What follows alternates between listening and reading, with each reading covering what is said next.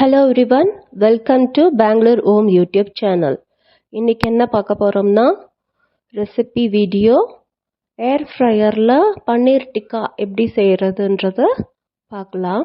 அதுக்கு ஃபர்ஸ்ட் நம்ம paneer, capsicum and ஆனியனை டைஸ் ஷேப்ல கட் பண்ணிட்டு அதில் ஒரு ½ spoon lemon juice, ½ spoon ginger garlic paste, ½ spoon turmeric powder, ½ spoon chilli powder, 1 tablespoon coriander powder, ½ spoon garam masala, 1 spoon gram flour, ½ spoon corn flour, salt தேவையான அளவு போட்டு நல்லா மிக்ஸ் பண்ணிக்கலாம். இது கூடவே நம்ம கசூரி மேத்தி ஒரு ½ ஸ்பூன் அளவு சேர்த்துக்கலாம். அது கூடவே ஒரு ½ ஸ்பூன் ஆயில் இது போட்டு நல்லா மிக்ஸ் பண்ணிட்டு தேவைப்பட்டால் ஒரு ½ ஸ்பூன் அளவு வாட்டரை மேலே ஸ்ப்ரிங்கிள் பண்ணிட்டு நல்லா மிக்ஸ் பண்ணி எடுத்துக்கலாம்.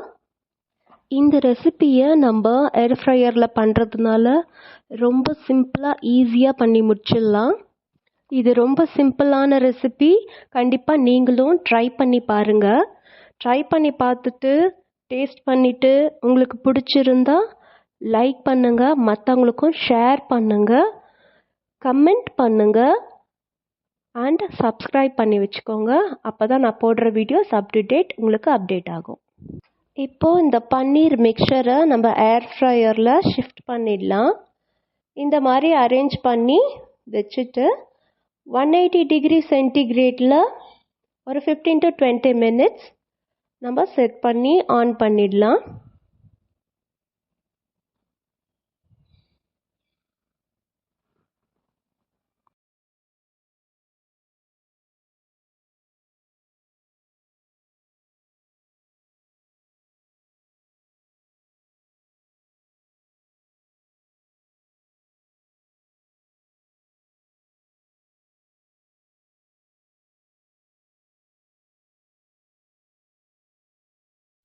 அவ்வளோதான், நம்ம பன்னீர் டிக்கா ரெடி ஆயிடுச்சு.